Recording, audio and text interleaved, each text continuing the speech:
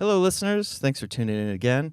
You knocked that off. There's a camera there right now. Son of a bitch. We've done a lot of sads. Lots of trauma, lots of addiction, lots of all the things. So this is the start of Chris Ann's comedy hour.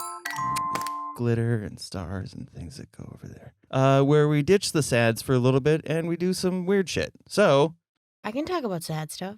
I mean, if you want to talk about sad stuff. No, we don't have to. Okay. I'm So, sorry. ladies and gentlemen, Lily Meyer. Hello. That's me. Lily Meyer. So I saw you at Camp Bar Yeah. and took a couple photos Yes. because I was like, there's a few comics that are pretty funny here. So I want to get some photos. I got roasted a couple times or attempted roasts. You did? Yeah. By who? Little Asian guy Hunter Mua? who tries to do crowd work. Yeah. Yeah. Yeah, it didn't work out for him. No. Yeah, I could see that. So he saw that I had a camera and must have like planned. He was like, all right, I'm going straight for the camera guy immediately. It's weird. It points out or Yeah. sticks out. So he goes for me. And the first question he asks, though, is, do photographers get a lot of pussy? Yeah. And I was like, yeah, I don't know. And then a big black guy in the back goes, Yeah, we do.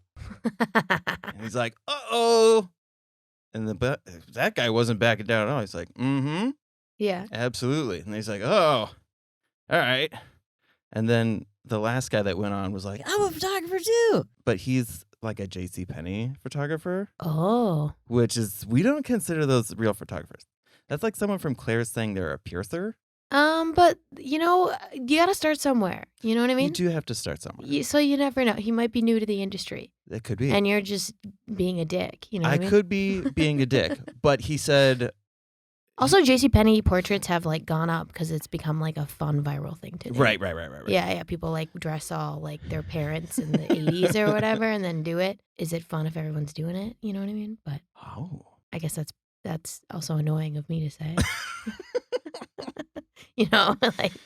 But anyways, so I was taking pictures there, and dude, the way that because you were testing out some stuff, and the way that you like present yourself on stage reminds me so much of like comedy-wise, different, but Whitney Cummings when she was coming up. Oh, really? Yeah. If Huh. you watch like old footage of her, or if you can find like old footage of Yeah. her. I've watched a lot. I mean, she did her first special like 4 years in. Yeah. Yeah. So I've seen. I would consider that her old stuff. Very ambish. Yes. But like, so there's clips of her like in a hoodie and like, very much clearly open mic style doing stuff. Yeah. And it's just the same energy of, I don't know, like, Is it? do you write a lot? Yeah, I try to. But if somebody were like, hey, we need a feature, would you be able to feature? Yeah. Yeah. Yeah. So like, so the way that you present yourself on stage tells a story of like, if you're really into comedy, like if you're a chuckle fucker. Yeah. You a chuckle fucker? Yeah, it's mostly clowns, but Yeah. you gotta A start. fuck car full of them. Yeah. So well, but But the way that you present yourself on stage is very much like you're comfortable up there, Oh. and See, I've gotten the opposite feedback. People they don't know what's up. People will tell me that I'm uncomfortable. Someone once said they were like, I enjoyed it, but you were very uncomfortable. And I was like, I wasn't at all. That's just how I See, act. What they're saying is it made them uncomfortable. I think, I think I make people uncomfortable, which means I have an uncomfortable presence, which is fine. They're just being wimps. Yeah, no, it's all right. So it's surprising that you said that the opposite. It's because you gotta know, like Comrade, Yeah. right? You see him on stage. If Yeah. you're an audience member, you're like, oh my God. Yeah, this guy is This gonna poor kill thing. himself. Yeah, for sure. But if you know, Yeah. then you know. Yeah, that's true. Yeah. Which I well, hate well, that thank trend, you. the if you know, you know Yeah. stuff going on. It's like, I didn't know that's what that hashtag meant until very recently. I was like, "What's all these Y's and K's for?" I never know what hashtags mean. Kick. Yeah, exactly. I was just like, "Oh, sure, yeah, that's another thing." I still don't know what half of them mean, but yeah. And since I'm friends with like older people, it's all dumb shit. Yeah. Like What do you mean? like I don't know, like mowing the lawn in super green shoes afterwards. Oh, And it's okay. like, yeah, I Yeah. guess if you know, you know. Yeah, But yeah. also, I think you can deduce yeah, too. Yeah. You if don't you have to do it to know. if you know, you know. If you Yeah. don't, you deduce. Also, I've mowed lawn and I wouldn't consider myself old. I've been called old, but which is crazy, but yeah, I've mowed lawn before. You have mowed lawn. Like with a lawnmower that, The poosh. yeah, yeah, exactly. Exactly. So, are you from Minnesota originally? Yeah, I grew up in Minneapolis. Okay, okay. Now, how soon until you moved to New York? I don't know. I mean, I started comedy in Boston, actually. What? Yeah, I lived in Boston for 10 years. I was there from 18 to 28. And Get the then fuck out of here. and I started comedy at 25. But then the pandemic hit, so I didn't do it for a long time. Okay. And then I moved here in 2021. I just moved back. I wanted to quit my job. I hated my job. Mm. What were you And doing? I was just like a data analyst type thing. Data entry, data Yeah. and data, like, whatever, this is boring. But and I'd come back here on to like visit my family, and I'd done a couple open mics, and I was like really impressed with like the quality of open mics here when I went around. And then I remember looking online how many open mics there were, and I was like, oh, there is. And this was before the pandemic. And I was like, oh, there's like 10 more a week here. Not 10, maybe not that many.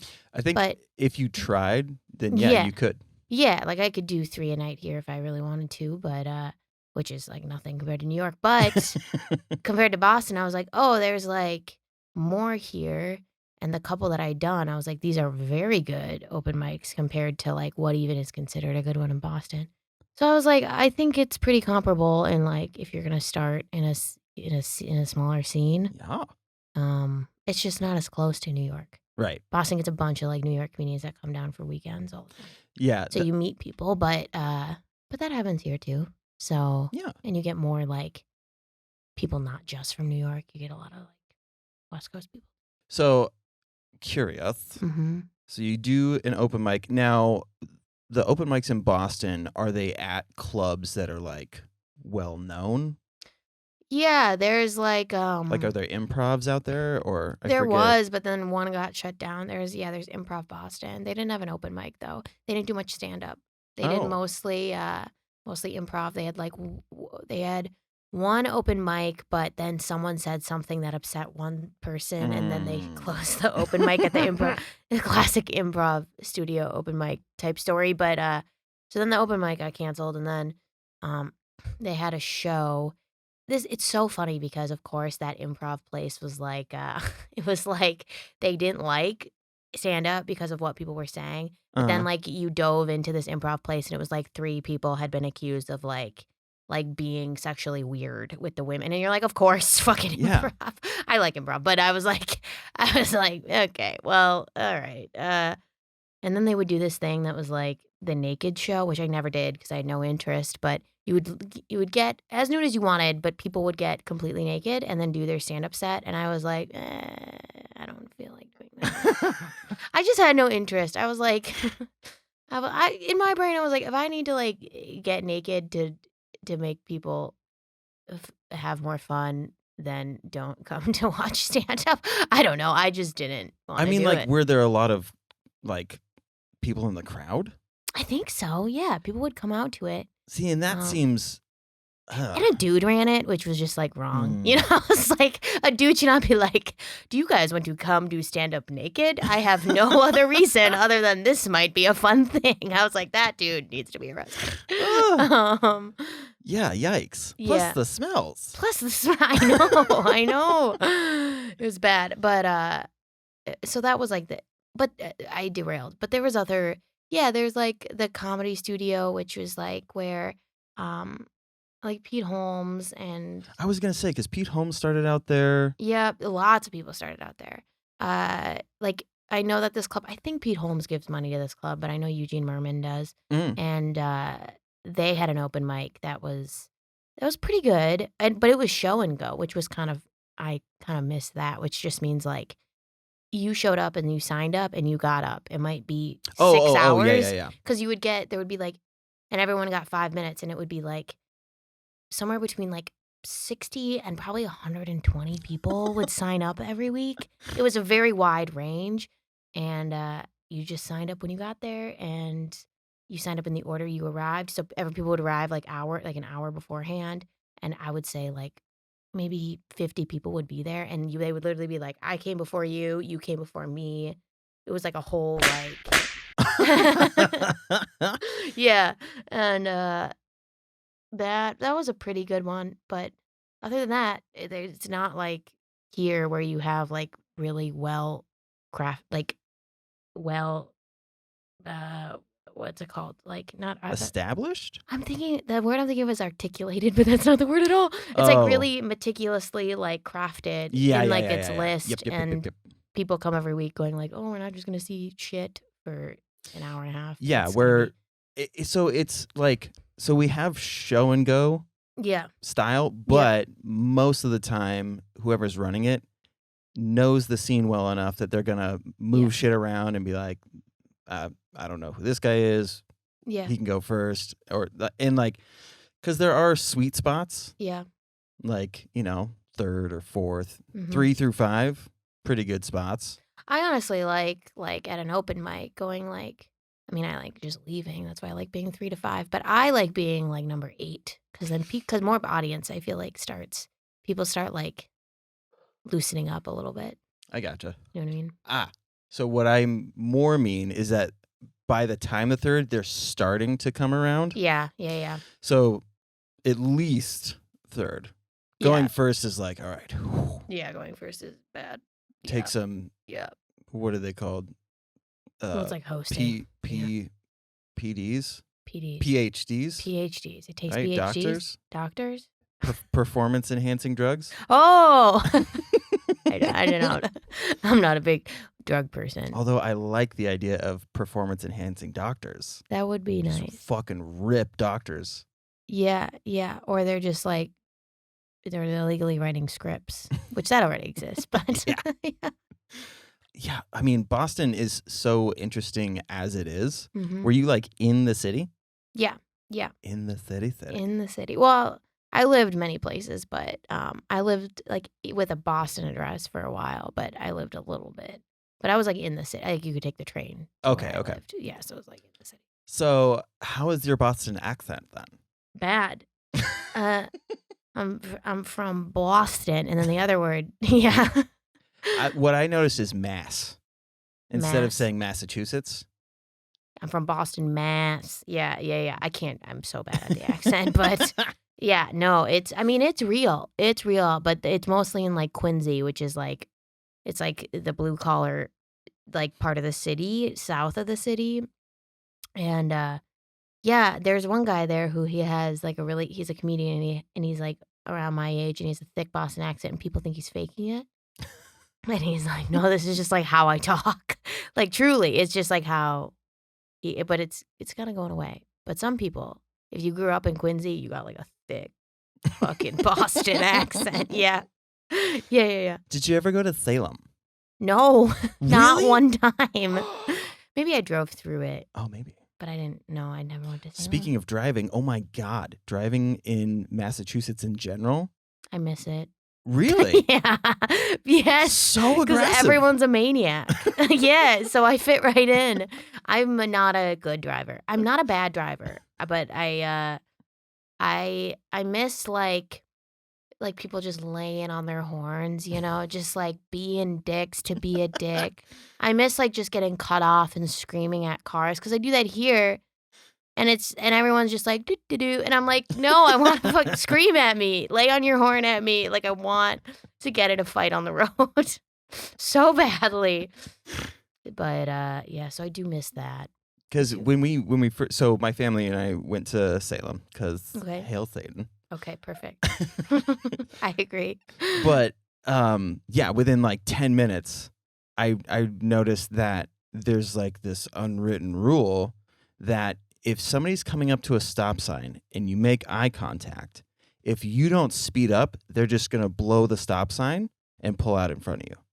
And it happened the whole time that we were in Massachusetts. Yeah, okay, I don't know if I understand that. If you don't make eye contact, so So- you're coming up to a four-way stop. No.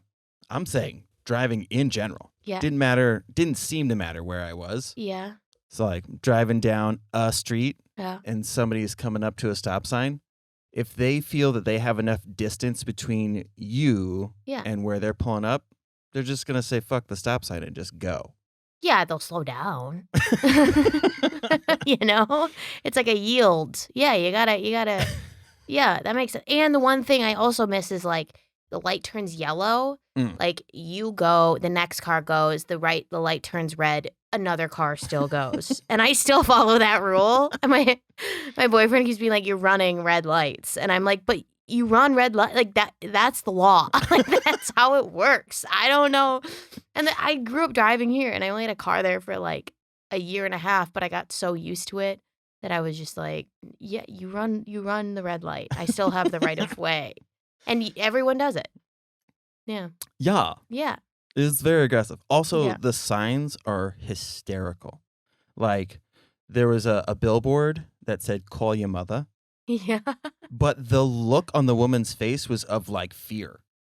Like the sign was almost like call your mom because there's a home invasion happening Yeah. and she needs you. Yeah. Like her look was no joke. Call your mother. Just stunned. Like wide-eyed, like Yeah. what the fuck? Yeah, she's mad at you. That's what it is. She's pissed. And then on the side of this building, there was this huge mural of Arnold Schwarzenegger and a big fat ass quote. Wait, was this in Salem? No, this was in. I mean, maybe we were a little bit out of Boston, but I feel like we were Where's still the in Boston. Arnold. Oh, there's an Arnold mural? Yeah, I don't know if I ever saw that. I wish I did.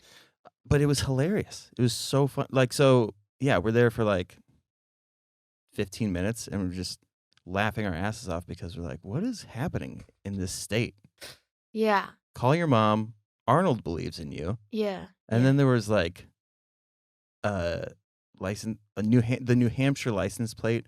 All of them automatically have "Live Free or Die" on them, Yeah. Yeah. which yeah. is super funny. Yeah. Yeah. That's like a big joke there. Yeah. Yeah. New Hampshire is like, I mean, everyone thinks like Vermont is like the libertarian state, but it's New Hampshire. It's 100% new. Vermont's like hippie. New Yeah. Hampshire is like where the libertarian bros ski. Do you know what I mean? And then they want to live there. So that's, yeah, that checks. And they like, New Hampshire is like kind of like more like Minnesota. You know what I Okay. mean? Like in that way. Like I would say like rural New Hampshire, very similar to, or rural Maine Mm. is very similar to like rural Minnesota. People just have like broken down cars in the front yard, and you're like, all right, nice. Yeah. And I was like, this reminds me of home. Yeah. So you were talking about the improv thing. Do you do any improv, or did you dabble in any I've actual never improv? done improv. No. No. No, I've thought about it, but I don't want to pay the money. Right. It's the only thing that's happened to me, really. And the random troops where people are like, we're starting an improv, Yeah. it always feels weird. Yeah, I just the thing is, I would like to do it. I think it's good practice. I think it has applicable skills, but I'm like, I don't want to give up a night and pay some like random dude who like has been doing improv for 30 years and like has the same exact jokes to everything. I don't want to pay him to like teach me how to do improv. Yeah, for 5 minutes to go, okay, Yeah. and everybody. Yeah. Like, Yeah, I I was don't like, want to do the warm ups. yeah, I did theater in college. I was like a theater minor, and I did it all through high school. And I'm like, I feel like I did like half this shit already, you know? Yeah. So, yeah, I don't know. But I think it's helpful to like just be more comfortable and like really like being present when you're on stage. Mm. It's helpful for that skill, I think. Yeah. But yeah, again, I'm not paying someone. Yeah, I feel okay. So this is a weird thing with like improv and comedian and like stand-ups. Mhm. Like there's stand-ups who are like fuck improv, never ever. Yeah. And then it feels like there's the improv people are like, we can do stand up. Yeah. Yeah. I mean, I think I think I don't know if the improv people could do stand up. That's what I mean, though, is like they're like I don't half know. of improv is just surviving high school theater. Yeah, improv I think is very, like I said, very applicable skills to stand up because like if someone in the crowd is doing, it's just like being present and like reacting and like making that funny, and including the audience in that. But with improv, you're not like, sure, you're writing jokes, but it's very like situational. And I'm like, you're not like doing a joke. You gotta like write a joke, you Yeah. know? Stand up isn't just like going up there saying things, Right, which a lot of right. people think it is. But yeah, it's a lot of Even the crowd work comedians, a lot of that stuff is written and they're it's recycled. Yeah. Yeah. They're picking somebody who fits the mold of this Yeah. crowd work thing they want to do. Yeah, a lot of times it's like you've done a similar crowd work joke, and if in the moment you're like, oh, that one fits there, they just like put it in there. Yeah. Whatever. I'm not gonna beef with no one I know in improv. People are always like, "Oh, fuck improv as stand-ups," and I'm like, "You don't know anyone. Like, what's this beef? What's this weird beef you have with an art form? You fucking weirdo. Like, I don't know." It's like I'm sure their ex did improv or something, and that's what's going on. But I'm like, I can't. It's weird. The other thing that's like been driving me nuts lately, or at least over the last like year or 2 years, is hearing open micers talk about cancel culture. It's so funny, dude. It's like... hilarious. I'm like, you do nothing but just like talk about cancel culture at an open mic in front of other comedians, and you've like never done a show. Like it's the funniest thing to me in the whole world. It's so funny. It's hilarious. Yeah. It's, or actually Ryan Call had the best one. It's like, you're not being canceled. You're just not allowed to go to this Applebee's anymore. Yeah.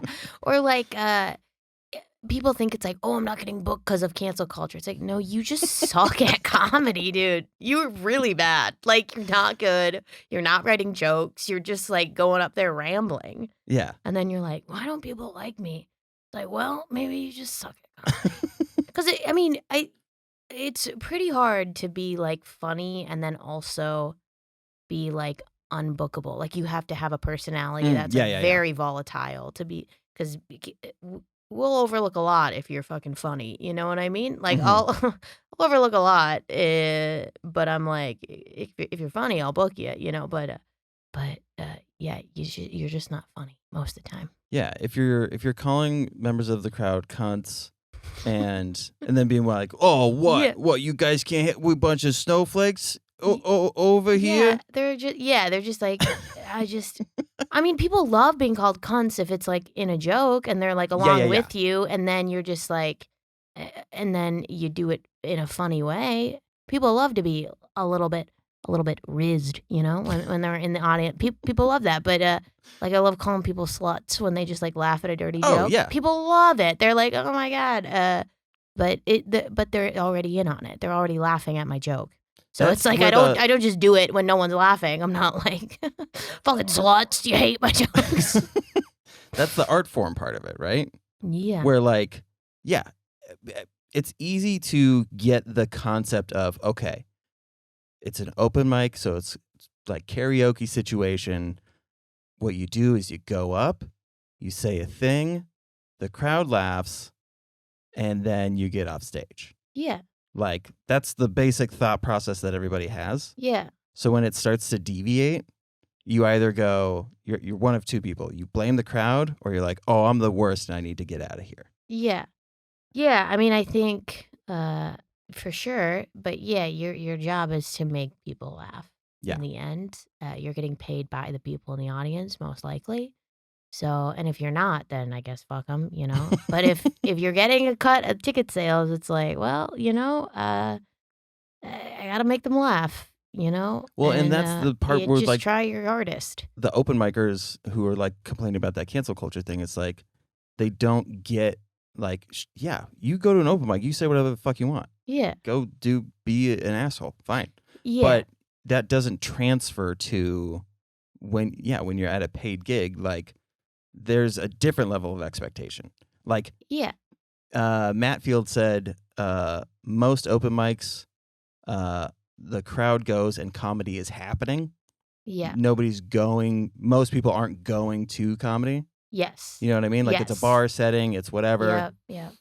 Whereas a comedy show, there's already like the expectation that these people like comedy Yes. and they have an expectation. Yes. So you have it at minimum this level of like you got to at least entertain them for 5-10 minutes. Yeah. Or a lot of times comedy, especially if you go like outside the city, it's like a show in a town where they have that show once a month, and these people are like, "Oh, this is something fun to do." So when you go there with energy of like, they're like, "What?" It's honestly confusing when you go with like a "fuck these people" energy. They're like, "I just wanted to have a good night. Why are you getting so upset with me?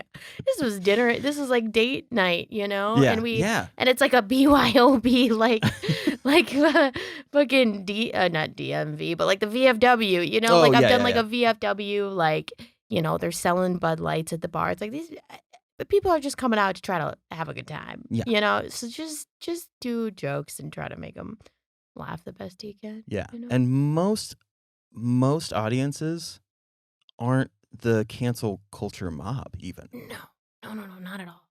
It's very rare that people like really want to get. Every once in a while, you get people who, you know, they want to get mad, but it's not Yeah. that common. It's really not. It's a lot of like people think online transfers to like actual audiences, but Yeah. they don't. They really No. don't. Like people who online are like, oh, whatever, you can't. It's like people don't care. Like they see a comic they've never met saying something they don't like. They're just like, I'm not gonna ruin my night because I didn't like them. I'm not gonna be mad all night because like they said something. That's how I think most people are living their life. I Yeah. think because because I don't know, but I think maybe one time had somebody come up after a show and be like, maybe, but he was another comic. So it's Yeah. not even the crowd, like, yeah, but just to be like, maybe don't say this. yeah, but also fuck that guy.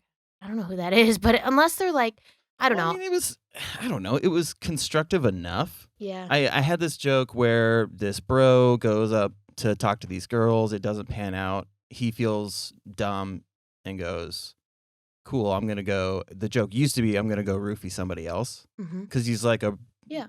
asshole bro guy. But the joke could also work in a myriad of other ways. Yeah. Because rape isn't really funny. Yeah. Yeah. I mean, but like, I wouldn't even call that like a. I don't think it was punching down, but I don't think it's punching down. Even that. So I have a joke extent, about roofies, and I don't. I guess I don't. I don't think I'm punching down. If anything, I mean, people don't. I don't do it much because people are like, "Why are you talking about roofies at a comedy show?" You know, that's mostly. I write a lot of dark jokes, and then a lot of times I'm like, "Oh yeah, people don't come to comedy shows to be like reminded that they've been roofied." Do you know what I mean? Yes. I'm like, I don't have to do like the roofie jokes. Some people love it. And if I get the vibe of like, oh, they're liking this darker stuff, I'll be like, okay, you guys might like this one too. But but I also think that too. It's like people are just coming out to be like, oh, I'm just like trying to have a good time. Speaking of dating, what was dating like in Boston? Fine. Whatever, you know? I don't know. I've never had that question asked me. What was it like? I mean, I lived there for 10 years, and I lived there from like 18 to 28. So it was like at 18, it was like a fucking disaster, you know? Like I fell in love with like a pothead who like didn't like me. You know what I mean? Like, oh, okay. Well, yeah, because you're like 18, you know, and that's what you do. And then, I mean, there is a type of guy there that's different from here, I think. Yeah. Like the Boston guy, you know? And what is he like? Racist, no? That's the joke that I kept making because we started taking Ubers because I was like getting too much anxiety from the driving. Yeah. Most of the time it was POC person Yeah. driving. And my favorite question was like, so which is more racist, Salem or Boston?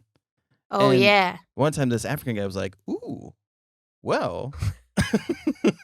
when it warms up, they're pretty much the same. And I was like, what a Oh. weird concept. Like a racist being inside and being like, it's too fucking cold to racist right now. Yeah. Yeah, that's interesting. I mean, honestly, I wouldn't say it's any worse than here. You know what I mean? Yeah. But date back to the I don't know dating in Boston. I don't know.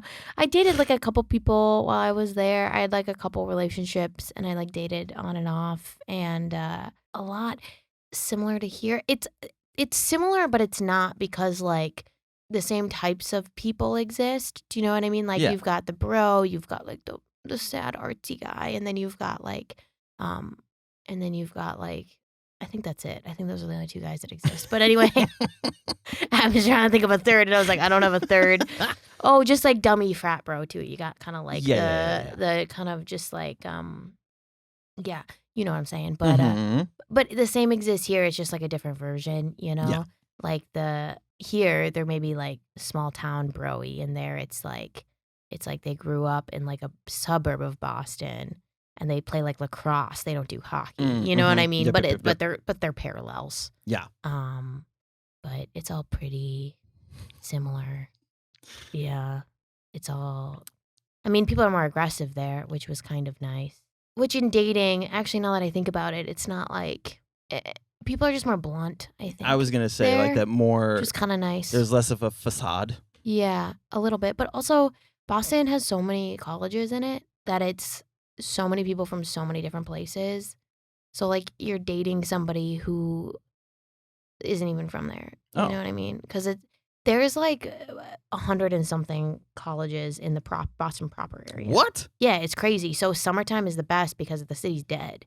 All the students leave. I love the summer the best because it was like much quieter. Like the bars were more fun because it was just like the college kids. I mean, in college it was fun, you know, but and then you get older and you're like, dang, I don't want to be, like at this bar on a Tuesday night with like whatever. But it's fine. Yeah, dating was fine.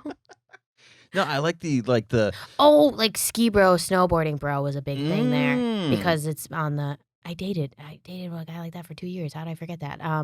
That's like a type of guy that doesn't really exist here. They do, but they move to other places because they're not by mountains here. Right. But there's a big like the Colorado guy, like that chunk like lives in Boston too, and they go to like New Hampshire, Vermont all the time. Yeah. And that was a lot of actually my guy friends in college. It was like that type of guy. Yeah. So I'm big snowboard head. There you go. And it is funny to like when I was growing up snowboarding, like there was like this like kind of aggression because there was still like residue of like skiers hating snowboarders.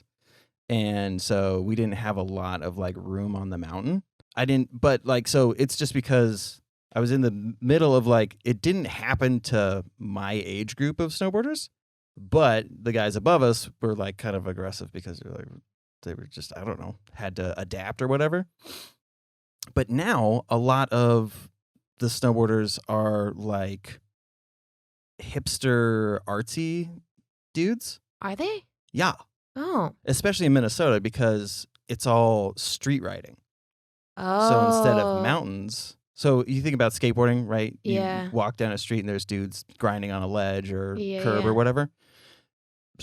Minnesota is known for, because we have such long winters, like pros will fly in from all over the world to come and do handrails and shit really? like, yes. I had no clue. Yes. So it's a totally different thing. So very hipster in the sense that like it's an underground thing.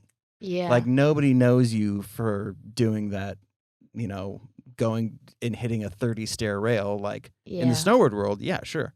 But if you're like a Shaun White and you're being televised and shit like that, yeah, people know you. And those are the Vermont guys who like we're in snowboard club and shit like that. Like, we call them spin to wins. Okay. Because they just fucking helicopter.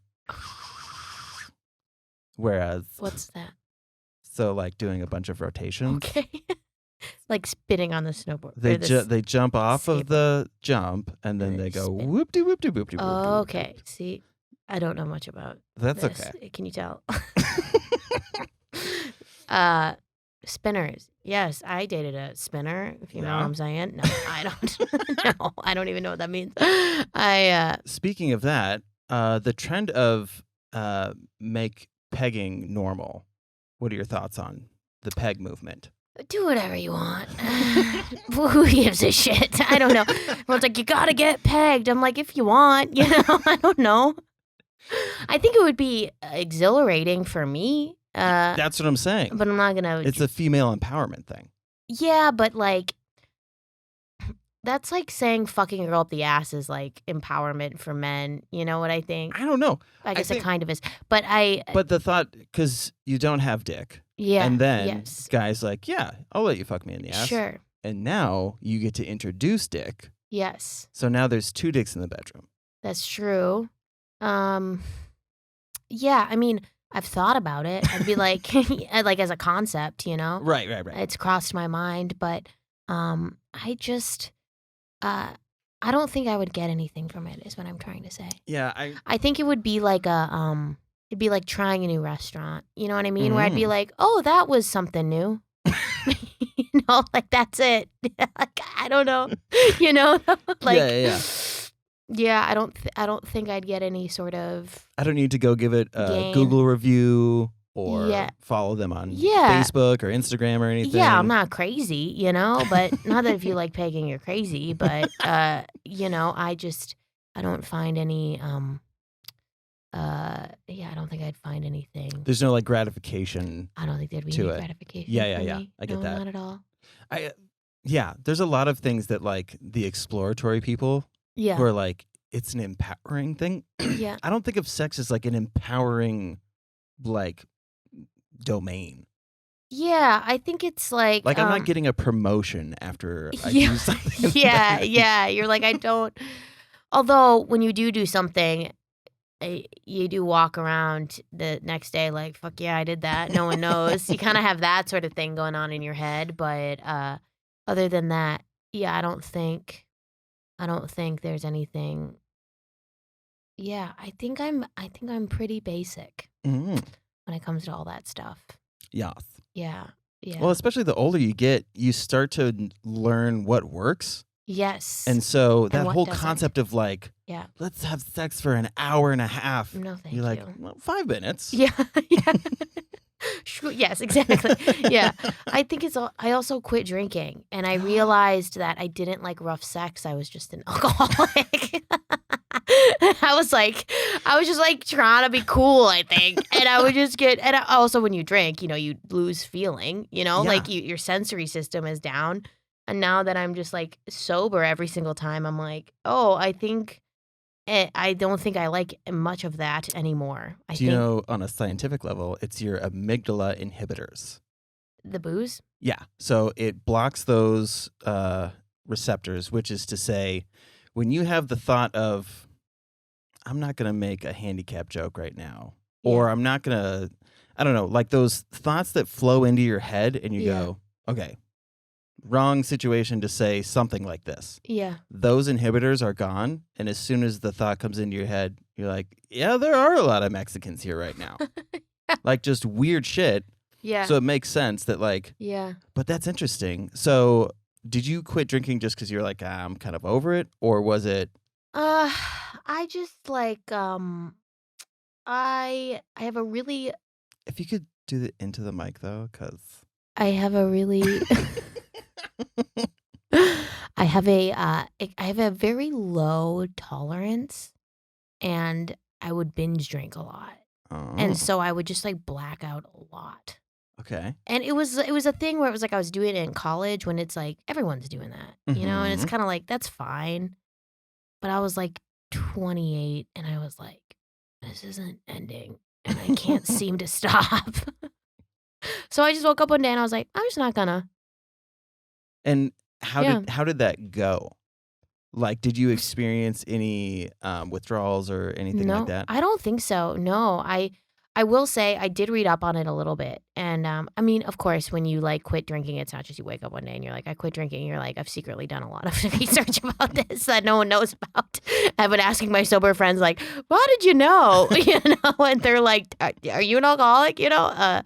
But I remember reading about it, and it was saying like, because I didn't drink every day. I would do it like Friday, Saturday type thing. In Mm, college, it was more of like a Thursday to Sunday type thing. And then I was looking into it, and they're like, you get um, dopamine from drinking, a lot of it. You get a dopamine rush, and so if you're binge drinking like every weekend, your body starts relying on that. So you get physically anxious when the weekend's coming up because your brain is like, it's time to get all that fucking dopamine, and we're thrilled. So I remember reading that and I was like, that makes so much sense because I have so much anxiety going into the weekend all the time. And then I quit and I did notice, I was like, oh, it's hard like going into the weekends, but it truly only lasted like 2 months for me. And then once I was out of it and weekends weren't about that anymore, I was like, well, this isn't that bad. So I don't know if I'm an alcoholic per se because I'm like, I don't know if I've never gone to AA. I've never gone to any sort of meeting mm-hmm. because I don't feel a need to really. Yes. But uh, but I do feel better. Well, good. Not like a bunch better. I No. thought I'd feel a lot better. And I was like, I think it's my eating habits that are actually the thing that's wrong. So But I've been 3 years sober myself. nice. I went through it the hard way, Did you? which was like, we're gonna throw a suicide attempt in there and get Nice. admitted onto a mental health unit. You We're just gonna make a won. month out of it. Yeah. It's gonna be a vacation. I need a break. Yeah. So that as soon as you started talking about all that stuff, I was like, this is exciting. Yeah, exactly. Your brain is like, oh, it's coming. Well, I mean, I got excited because the way that I went through my uh, um, sobriety like process, you're always in recovery. Yeah. So because it's not something that actually goes away. Yeah. Like your brain logs the fact that there was this thing Yeah. that created that dope. Because, okay, so there's a 3-step process, Okay. right? So we have something called the midbrain, Okay. which is thousands of years ago. The body was like, hey, we need something to make sure that these dummies drink water and eat food. Okay. So it was like a little reward for doing something that keeps you alive. Got it. Which is why food is pleasurable. Yeah. Got it. So as we, evolved, we started to need that less and less because we were like, we get it. We need to do the thing. We recognize when we're hungry, yada, yada. But we also found ways to introduce and spike that dopamine thing. But the midbrain it has no idea how you're doing it. It just associates it with survival. Mm-hmm. So I call it survival juice. So when you're fucking with the survival button that, puts more of that juice in there, the whole dependency and withdrawals, all of that is because your brain literally thinks that you're taking away the thing that's keeping you alive. Yeah. So you have midbrain, which says, okay, we need water, food, whatever. Send a message to the limbic system, which is the contemplation stage. So you're like, okay, I need water. Talk to limbic, and limbic is like, okay, we need water. Where are we going to get it? Let's go to the gas station. We'll get a bottle of water. And then your prefrontal cortex is like, okay, we're going to go to the gas station. And then you go and you do the thing. Midbrain, when you fuck with that survival button, introduce the juice, then it goes, fuck step 2, we need to go straight to action. So a lot of addicts were like, they're not even thinking about it, wasn't planning on drinking. Like, especially those who were like, I had a fucking shit night of drinking last night. I do not feel like drinking. Yeah. 9 o'clock rolls around and you're like picking up a can or a bottle or whatever. Yeah. It's because your brain is just like, no. You still have to do the thing. You still have to stay alive. That makes Otherwise, sense. we're going to die. Yeah. Yeah. So I probably had that a little bit, like I said, like going, like the literal, like the excitement of going into a weekend. And I mean, you've been trained your whole life that like weekends are fun, but I think I just went so many years, probably 10 years of my life, like drinking. I wouldn't say it was like I could go into an event and be like, I'm not going to drink at this thing and not drink. But the second I had like 2, sometimes I could stop. But yeah. I would say like 1 out of 3 times it was like, okay, I'm having like 5. And then like the other third of the time I could stop there. And then the last third of the time it was like, I'm having as many until I do not remember the night. So I would say, if I was going to put Mhm. an addict label on it, Yeah. are what I call the controlled addict, which are Yeah. those who have learned to train their brain to be able to. So, like I was saying with that whole survival thing, like we have to Mhm. have it. Um, you've trained yourself to go, we're fine from this time to this time. And also, I'm fine saying that I'm not going to have a drink because in the back of your mind, you're still saying, I can have a drink at any time. This is still Yeah. my Or choice. it's like, "Tomorrow I'm gonna drink, so I don't have to Yeah, drink tonight." That would be, exactly. like, my reasoning too. So, and like Nick Swartzen's like that. Like he Mhm. says that he's not an alcoholic. That guy is Mhm. such an alcoholic. Mhm. Um, but he's a controlled addict Mhm. because the thought of removing it completely makes those individuals very anxious because they start to go, well, why? I Yeah. have control over it. I'm only doing it from this time to this time. Yeah.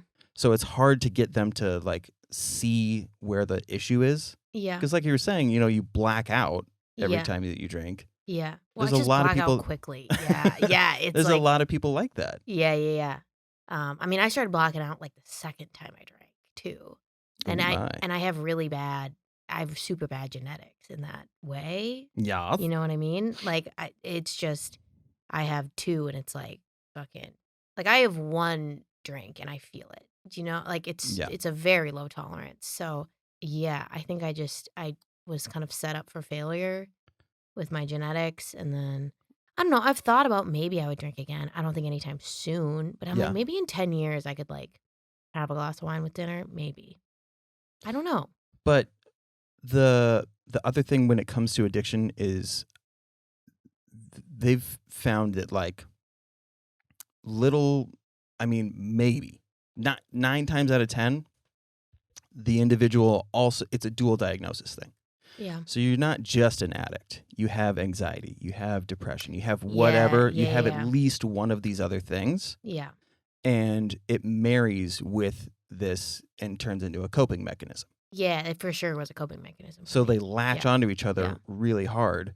That's why, people who say like, I had a hard day at work, I'm going to go take have a beer or get drunk or whatever. It's like your body is saying, I don't have the ability to process what the fuck is going on from 9 to 5. Yeah. I need this thing in order for me to handle what's going on throughout the day. Yeah. Yeah, I would do I mean, I was just the person who, like I, like, knew in me how to be fun, but I never I never really enjoyed, like, being at a bar talking to people, Mm. like, soberly, that's not like I'm like, I don't wanna go to, like, a party and have to, like, talk to all these people I don't know, like, in my brain, I'm like, "That isn't a fun," but if I got drunk, I was like, "This is very fun. I can have a fun time doing this." 'Cause now we're all the same. Yeah. Yeah, We yeah, we we yeah, all have this conversation starter yeah, that is built into the party because yeah, if everybody's drunk or high or whatever, like we can talk about a drink or just be like, "Oh my god, isn't this funny?" Like there's yeah, this social contract that's built into the party right away. yeah. I still smoke weed, though. So I don't know That how you is feel about that. fascinating to me. But the only reason I don't think I have a problem with it because I'm not I don't when if I have a little bit, I'm not like, "I need more." I do not have that instinct with weed. I have a 5 milligram, like, seltzer. Mhm. That's all I have the entire night. That's all I want the entire night. Like, I don't maybe every once in a while, if it's, like, a long night and I'm at a party and I'm like, "Okay, I kinda feel like it," I Mhm. will, but I don't like to get, like, super high. Like, it's not Yeah. a No. fun state. Never fun. I just like I don't know, I every once in a while, if I'm, like, at a bar with my friends, I'll just be like, "I'll have, like, a THC seltzer because those are legal now," and it just makes me feel a little like, "Okay, I feel Yeah. like I'm involved in the substance abuse." But I don't have any I'm not like, "Oh" my brain isn't doing what it did with drinking, which was like, "Oh, I'm ready for" I was, like, always ready for the next one, Mhm. drinking. That's not at all happening with weed for me. So So I'm that's a like fascinating thing with addiction is because I hear that all the time. Like, and yeah, I see it in action. yeah, Like I know the people who were out of control drunks, like driving, like waking up in their car not knowing how they got there, oof, like yeah, wild shit. they smoke weed and they don't have that same like fiending for it. Yeah, I don't have no, I don't. And vice versa, there are people who, would do, harder drugs and they're like, yeah, I can't do that anymore, but they can have a beer and they're totally fine. Yeah. So I don't know. It's such a dangerous thing that like there aren't a lot of studies on why that is, Yeah. because I'm one of those just all-encompassing addicts. Yeah. Whatever it is, get I it in want my it. nose, in Yeah, my butt. I don't give a fuck. Yeah. Because I remember like going into, because I went to a rehab facility, and at first I was just calling myself an alcoholic. Mm-hmm. And then the more I was listening to people, I was like, oh, I kind of would just do whatever. Yeah. Like, I remember one time I found like an old marker that had all the fun chemicals in it, Yeah. and I just sniffed it just because. Sometimes you just gotta though, you're like, I found a fun, what's gonna happen? So yeah, I started to go through my memories and be like, wow, I would just do, if I thought that it could alter my state of mind, then I would just do the thing. Yeah. Which was not good. Yeah, I don't think I have. Drugs actually like scare me. I haven't done many hard drugs. I've done like no hard drugs actually. Mhm. I've like snorted Adderall at like a party, Right? which is like people say is like Coke. So I'm like, all right, I guess I've done Coke. But I'm I like, mean, it's 2019. Who hasn't snorted some yeah, Adderall? exactly. Yeah, exactly. But other than that, I'm like, I've never really had an urge to. They freaked me out too. I'm Yeah. very like type A, which is why I think I think I'm type A. I like you said, I'm like a controlled. When you said like a Oh, a controlled controlled addict. alcoholic, I was like, that makes so much sense to me because like, yeah, if it was like something super important to me, I would just be like, I'm just not gonna drink at this thing because I don't want. That's actually why I quit drinking. Is I moved here for comedy, and I was like, if I get a shit face at comedy here, as I would do in Boston, it's a problem. Oh. That was like I made a mental like what's the word? I made a mental Like a like mental. challenge almost for myself. Like Okay. you're Okay. not gonna get shit faced at comedy stuff. And I didn't do it that often in Boston, but I did it a couple times and made a fool of myself. Which was like I would black out and just do I would just be like I would be inappropriate. I would be like I would be so sloppy. I'm such a sloppy drunk. Every And mic is the naked comedy night. yeah, I mean, I wouldn't get naked, but I would ask a lot of people if they wanted to, you know what I mean? And I was like, I'm not doing that here. I'm like, it's a new place. I'm not gonna like get drunk and make a fool of myself like that Yeah. because I want this to be my career. I was like, and these are people that I'm like don't want to do that with. Mm-hmm. Um, and then I started getting, like, real shit-faced at comedy stuff again, and I was like, "Yeah, I said I wasn't gonna do that." And I, like, crossed every boundary, and I was like, I'll just stop. I'll just stop." And I know I have a couple friends too that have stopped in their life and started again, or they kind of just, like, don't right now, and I'm like, "You know what? If I need to tell myself right now, like, it's not forever, it's just now," I'm like, "We'll see what happens." I'm not, like, making any rule for myself or anything.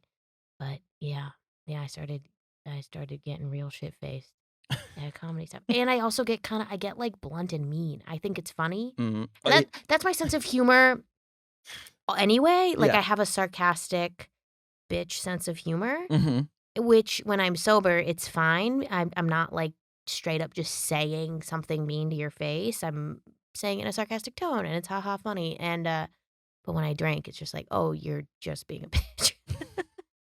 You're just being really mean to your friends and, like, uh, so, Yeah, anyway. I get that a lot Yeah. because I have that. It's situational, but it was very not situational when I was drinking. Yeah. Which is to say, like, if we were drunk right now, I'd be like, "You look like a lesbian substitute math teacher." Yeah. I studied math in college, but anyway. Yeah, yeah. Um, but yeah, I would do shit like that.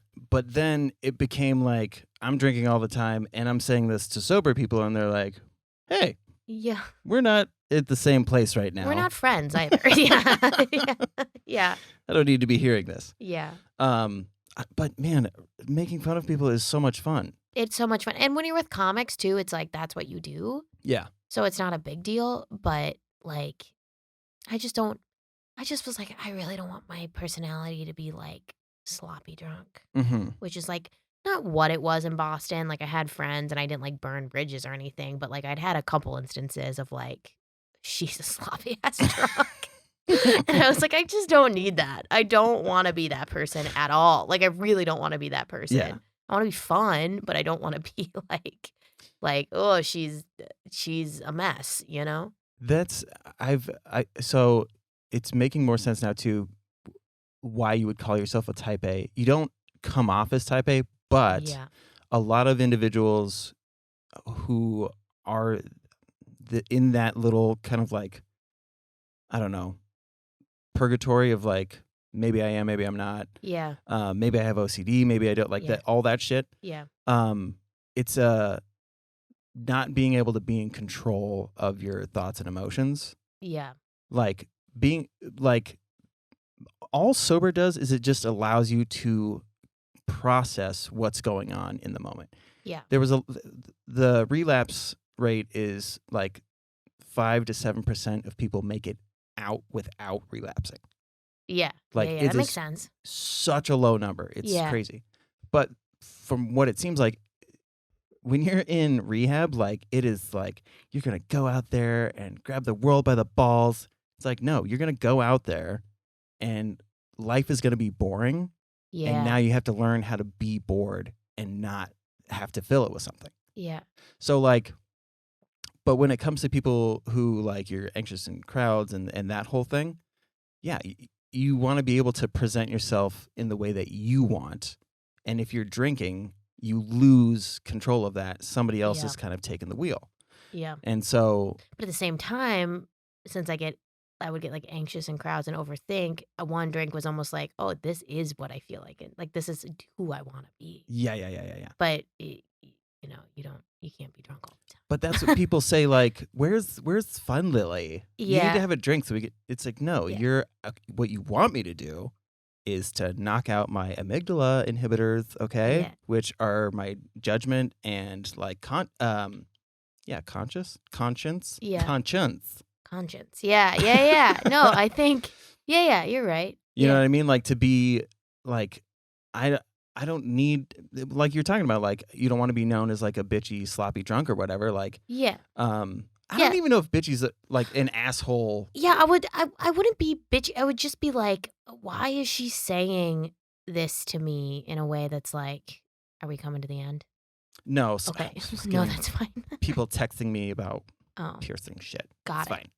Um, no, I remember, and I'm still friends with this guy. Like, I got drunk in Boston, like, sloppy drunk, and I was, like, trying to hit on this guy who was a Mm. comic, and he was like, "No, like, I don't do that with comics." Like, nothing and we've, like, joked about it since, and, he's joked about it before, and someone was like, "Well, you wouldn't, like, sleep with Lily," and he was like, "Yeah, that would've been illegal." He was like, "What are you talking about?" Like, she was so and I was like, "You're so right." Like, the amount of people that I would get to sleep with me like that is now concerning, and I don't think about it, but I'm like I mean, I don't feel any sort of way about it, but I was like, "Oh, that's funny. That's funny that you said it like that because that is so true." I was like, "That's funny." Uh, It's like you're setting up a sting yeah. for somebody. Yeah, but I'm Only, not. yeah, exactly. Like it's like police setting up like the worst sting ever. Like, Yeah, all right, yeah. we're gonna catch Yeah. these meth heads by going and doing a bunch of meth, Yeah, yeah, yeah. and then the next day they're like, oh, we did way too much meth. I hope none of us ever speak of this again. Yeah, exactly. But, people always say, like, drunk words are sober thoughts, and I understand that sentiment, but I'm like, "But I don't need to be" like, the thought isn't thought out. It's just like Yeah, a thought I had, and I didn't process. It's not like a thought I actually believe in or don't believe in. It's just like a thought that came to my brain, and I just said it without thinking. But if I actually thought about it, I was like, "I don't think I actually, like, feel that way." yeah, It was just like a thought that crossed my brain, which you yeah, get a lot of those every day. yeah. It's like, not you Absolutely. don't need to say them to everybody. Some of them are your own personal, like, things that you gotta figure out. It's just because it's not what someone would normally say. People go, oh, so that's how they really feel. Yeah, yeah, and it's It's like, like, maybe I no, this did isn't a gotcha moment. Like yeah, I was fucked up yeah, and said a weird thing that came into my head. yeah, yeah, yeah, yeah. Yeah, no. So I definitely think that I don't really like that phrase because 'cause I'm like, it is a sober thought, but it's like a sober, like, fleeting thought Yeah. almost, or like one I didn't really like analyze. I just had the thought. I think the passive thoughts. Maybe. I I'm think also just like an overthinker. So I'm like, and yeah. for every positive I think the negative. I don't need to say the, do you know what I mean? Yeah, you have generalized anxiety. Or like every good thought, I have like the opposite thought.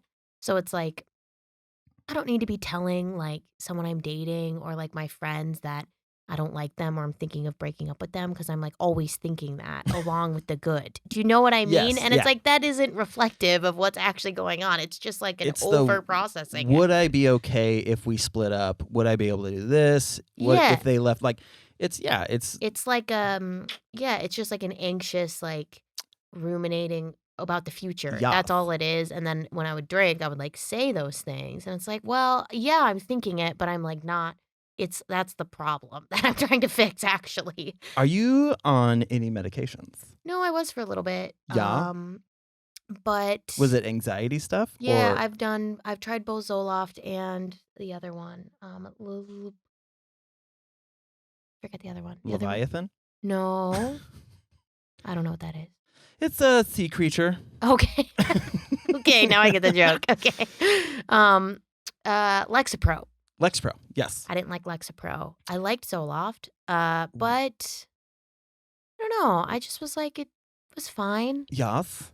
Did you have the sentiment of I don't feel like 100% myself when I'm on medication?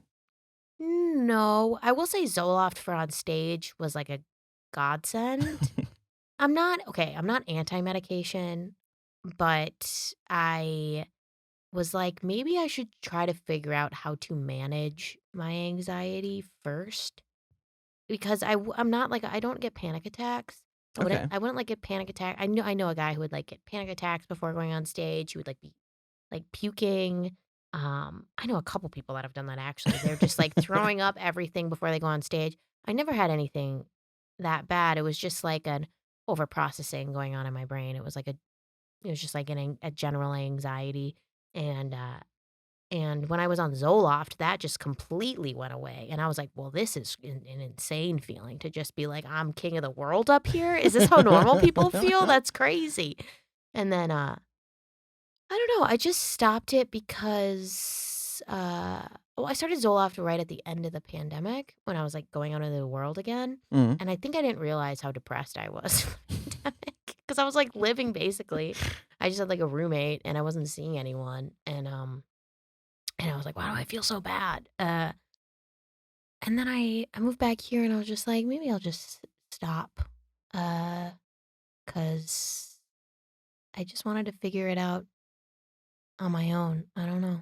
I was just No, like, I get that. I mean, figure it out. the concept like the perfect world like of when it comes to medication, right? So somebody says or you go and seek help and somebody says, "It sounds like you may have generalized anxiety, maybe minor depression or dysthymia." So I would recommend trying out this medication. On top of that, let's meet back up. Let's see how this is going, and start to create. So it's medication on its own. Sure, there's some meds that can change your state of mind and make things easier, but the goal is you do medication and you do the other work. So Yeah. whether it's behavioral stuff or it's finding coping mechanisms for when, because what you're describing when like the overanalyzing, like it's catastrophizing. Yeah. Yeah, So yeah. when you future think too much and then it starts to like make your heart race, Yeah. it's because you're seeing the like microaggressions of what could turn into like just this fucking mess up Yeah. here. Yeah. So it's medication is supposed to be married with therapy or like the work that you're doing right now. So medication really should just bring you to a point to where it quiets down all that noise so that you can do the work to be able to put yourself in a better position when shit actually does go bad. Does that make sense? Yeah. Yeah. And, again, I'm not anti-medication. I just feel like I kind of felt like I was cheating out myself by being like, "Oh, the medication works. I feel better." But then I was like, I don't think but that's not, like, fixing the problem. Yes. And so I stopped, and then I started therapy again recently, and I think I've been in it on and off in my adult life, sort of Yeah. like, "I need it, I'll start it again," and then I'll kinda slowly go off of it. Because I also don't think you should be in therapy for, like, your entire life. I mean, I think you can be, but I think, you should try to, be like a person that can, uh, kinda just be, like, living life, you know? Mhm. Um, so I like that, and I mean, that's helped a lot in, like and obviously the quitting drinking too has helped, like, it's not like that because it's not even like, "Oh, what if I, like, get drunk this weekend and do" like, that isn't even in my brain anymore, so it's like, Mhm. "Oh, I cut out something that caused anxiety already," so that was helpful. Yeah, just trying to deal with, like, the stress that comes with, like, being on stage too and being like a ruminator, overthinker, Yeah. like, those combos can be tough sometimes, because you have to be very in the moment when you're on stage, Mhm. and if you're not, people can tell very easily. You don't think they can, but it's very noticeable, and, What's known as phoning it in. yeah, yes, exactly. I feel like I'm rambling, but the point is, No, everything you're saying makes sense. yeah, yeah, I think you can do whatever you want. I don't really give a shit what you do. I just didn't feel like I was just like, "I'm gonna try it without Zoloft," and since I stopped, I've thought about getting on it, like, one more time, but it hasn't really even crossed my mind because I feel pretty, like, at ease Well, it goes back and to that control thing, right? yeah. Because I've heard that a lot too, and strangely enough, mostly on the female end of things, which Mhm. is to say, viewing medication as a crutch because it Yeah. alleviates the thing so quickly. Yes. Um, but I don't think you should feel bad about that thing happening.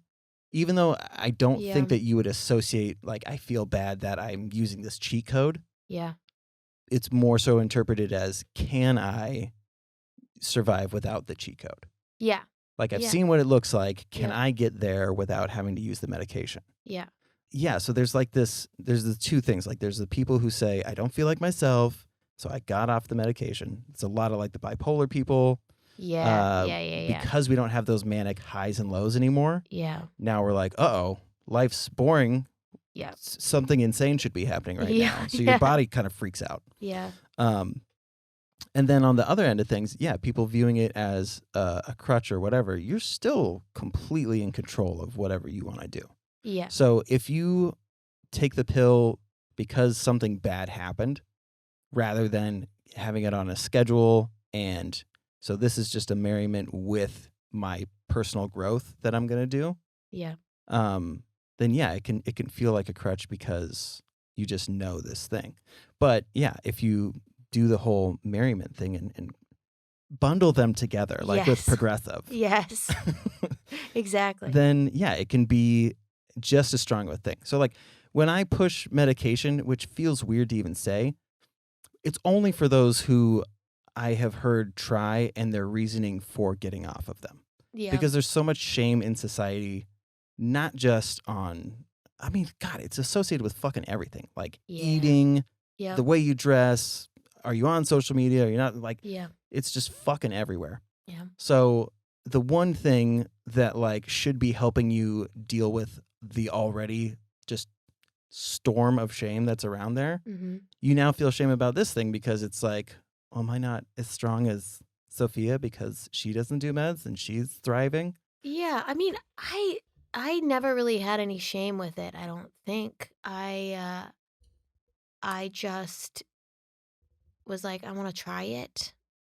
I tried it, and I was like, "Yeah, kinda works." But then I was like, "Eh, okay." I don't know, I don't I'm not giving a good answer, and it No, seems no, like no. yeah. I mean, it sounds like it's a newish thing. Yeah, I mean, I was on Zoloft for, like, 6 months, and then at Lexapro, I tried for I don't know how long I tried to up it right before the pandemic, that's right, and, it was I think I just needed to learn how to, deal with events in a healthy way, I needed to learn how to, like, internally monitor or regulate is a better word, not monitor, like internally regulate my kind of like crazy thinking. Yeah, the And the medication just healthy. kind of like stopped it, which was helpful. But I was like, they still come up in like stressful situations. And I don't know. I don't know. I just was like, fuck it. I'm going to stop because I feel like a little bit better with it, but I don't feel like it's life changing. So I Mm, was like, let's just try to figure it out on my own too. yeah. I might try it again. Who knows? I don't know. Well, that's the thing with like any of those things. Like when somebody says I got anxiety when I was 25, it's like Yeah. you had it the whole time. It just Yeah. finally that bubble burst when you were 25 and you couldn't Yeah. deal with it anymore. I know someone in my life who came to me and they were like, I'm really close with them. They were like, turns out I think I have anxiety. And I was like, oh yeah, crazy. Oh yeah, I've never noticed. You just have it. I was like, it was like a revelation for her. And I was like, yeah, no shit. What? What are you talking about? You come to me to like read me a text message you're sending someone like all the time. Oh. Like clearly you have it. Like yeah, exactly. It was someone who was like so clearly had it and they just like could not tell. And I was like, yeah, of course you do. What are you talking about? Like, Yeah. Well, and I mean, and then it never goes away. So it's like, okay, how are you going to deal with it? yeah, So if you have it and then you're not on meds, you're not doing anything, you just like accept the fact that you have a thing and you just start to say, I have anxiety, I can't do this. yeah, Like you're, that just doesn't go away. And sometimes you've avoided so many things and taken so many things out of your life that you don't have anything that can disrupt your schedule. yeah, But the second that something disrupts your schedule, you may have a massive breakdown, and it's because you culminated no coping mechanisms. You yeah, did none of the things, yeah, none of the groundwork to try to yep, create a solid foundation yes, for exactly. yourself. Yeah, You're on a floating deck, yes, and that floating deck is literally floating. yeah, And then a bunch of crappies jump onto your floating deck, and it yeah, starts to sink, and you're like, "Oh shit!" And you forget that you know how to swim, yeah, and so you freak the fuck out. yeah, So all of that shit is to say, like, the gist of what medication, therapy, all these things are for is just so that you can be bored and not get anxious about it or not feel like you have to fill your time with the thing. Because being an adult, a lot of it is boring shit. yeah, And if that makes you anxious, then maybe there's some reflecting that you need to do to say, okay, why does this? Do I have some nagging thing that says you should be doing something because you have the time, you should be accomplishing something or yeah, running errands or whatever the fuck? Like, yeah, no, sometimes you just need to turn on Naruto and take a nappy nap in your bed. yeah, yeah, yeah, yeah, and that's fine. Yeah. Yeah. No, I agree. Yeah. Yeah. I mean, I mean, yeah. So what I'm saying is I will be your therapist. Okay, perfect. It's free of charge. Yeah, I do think I'm gonna fire mine. Not fire her, but I think I'm gonna go down because you know, You're going to go down on your therapist? I'm yeah, I know, So right? Yeah, she's like 65, and that's my type. I go for money. You know what I mean? Ah. I think I'm gonna cut back. I think I was literally on the way here, and I was like, I think I'm gonna cut down to every other week, maybe once a month. Yeah. Or, yeah, because I go every week, and half the time I'm there, and I'm like, okay, well, Do you feel pressure to present something? no, not really. No, I don't feel a pressure to present anything. I just feel uh, sometimes I'll go and I'll be like, okay, I already figured this out in my brain, and I don't know if I feel like re like going into it with her and being like, this is the thing, and then she's just like, yeah, that's like really good thoughts you've had, and I'm like, okay, well, bye. Like I don't know. That's sort of what it's been recently. Yeah. Um, so Some people need that affirmation. Like yeah, and I think I did for Yeah. a while, but now I'm just like, no, I think I'm it's like going to your friend and being like, okay, so John's an asshole for doing this, right? And like you yeah, want them to go, yeah, of course. yeah, yeah. Or sometimes you're just like, wait, was he? You know? Yeah, Yeah, you're like, exactly. I don't know. which therapists are very good at being like, well, I wouldn't call him an asshole, but maybe maybe crossed a boundary. And you're like, so asshole. Yeah. I love when my therapist does that. I wouldn't say bad. I would just say crossed a boundary. I'm like, he's being a dick. Just say it. Yeah. Well, I mean, it's funny that like I had a goal of like mounds of silly, and you Yeah. just so happen to be in the addiction barrel with me a little bit. A little bit. A little Yeah, I bit. have a toe in, I think. And I got a bunch of grandparents. I got like a bunch of family members with addictions. So Well, it's yeah, not like the surprising. genetic aspect of it. Oh, Yeah. that's what I was going to say before. Yeah. So they thought, or they're still doing studies on it to say like, is there an addiction gene or whatever the fuck? Yeah. And the common thread seems to be the mental health aspect. Yeah. Because that does get passed down. Yeah. Anxiety, bipolar stuff, all those things can be passed down. And if historically speaking, this is how my dad dealt with it, this is how they're, whatever. Like if you see in your family tree that everybody just buried their shit with booze, then you're going to, either you're like, well, I guess I'm a piece of shit just like grandpa. Yeah. And like you go and do the thing. Yeah.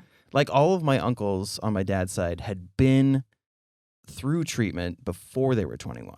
Wow. Like they were animals. Yeah. Yeah. That's crazy. Yeah. Yeah. No, absolutely bonkers. mine's not like that, but I have like, I've got like my grandpa was sober my whole life, but he got sober like late in life, like right before I was born. So he was like in his 70s, 60s. But then my dad has a sister who died like 2 years ago, liver failure. And it was one of those like, she was like super functioning. No one really knew. It's like people knew, but they didn't like really know, you know? And then it was just like too late, which was very sad. And then, so things like that. So it's like I have like a pocket in every side of the family where it's like, oh, it's happened here and here and here and here. And my whole life, my parents are always like, be careful. I mean, I even have a joke about this. They're always like, you could be an addict. So always in the back of my head, I was like, it's happening. Like, you know what I mean? Where you're like, don't let it happen. And you listeners should run to see Lily Meyer performing at Gotham in Chicago. Yeah, exactly. Tell people all of the socials and all of the things. Yes. My Instagram and my TikTok, which is probably, getting banned or whatever, is Lily Meyer Comedy. And then my Twitter is Lily with 2 Y's and Meyer with 2 Y's. It's confusing. I switched my Instagram because it got too confusing. But someone else has Lily Meyer, hence the comedy. But anyway, that. I do have a YouTube, which I think is Lily Meyer Comedy, but I rarely post. I need to post there more. Lots of incels on YouTube. I started posting and I was like, all right, I'm going to take a break from here because... Yeah. This will be coming out next week. Do you have any shows coming up in April? I do, but my phone is over there and I don't know. That's okay, you can grab it. Okay, hang on. April 7th and 8th, I'm at Camp Bar opening for someone. It'll be good. It's in St. Paul. And then, I would say, my other stuff is like in Wisconsin. So just Camp Bar. We've got some Wisconsin listeners. Oh, I'm in Marathon City, the 15th. I'm opening for... Kyle Kinane. Yes. Exactly. And then... April 29th, I'm in Hamburg, Minnesota with Rudy Pavich. Oh, nice. That's my April for now. Sick. Well, thank you for coming on and doing this. Appreciate you making the drive. Sure, yes. Thank you for having me. And to the listeners, be well to yourselves.